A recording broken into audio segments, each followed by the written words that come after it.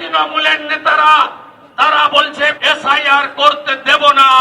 আমি চ্যালেঞ্জ করে গেলাম, আপনাদের যদি পিতৃ পরিচয় সঠিক থাকে এসআইআর আটকে দেখাবেন। চ্যালেঞ্জ থাকলো আপনাদের, চ্যালেঞ্জ থাকলো আপনাদের। ভারতবর্ষে কোন রাজনৈতিক নেতা নেত্রী, কোন অর্থশালী লোক শেষ কথা বলে না।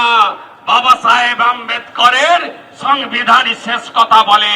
এসআইআর নিয়ে আমি বিজেপির কর্মী সমর্থকদের একটা কথাই বলবো, যদি ভণ্ডুল করে, বিএলওকে মারে, ইলেকশন কমিশনকে আক্রমণ করে, ইলেকশন কমিশন বুঝে নেবে। তার দায়িত্ব বিজেপির নয়, আপনি মারামারিতে জড়াবেন না। কিন্তু বিএলএ 2 যদি বিজেপির আক্রান্ত হয়, শুভেন্দু অধিকারী, শ্রমিক ভট্টাচার্য, সুকান্ত মজুমদাররা গ্যারেন্টি থাকলো লড়ে নেব, বুঝে নেব, হিসাব কষে নেব। আমরা হিসাব কষে নেব, আপনাদের আমি বলে দিতে চাই।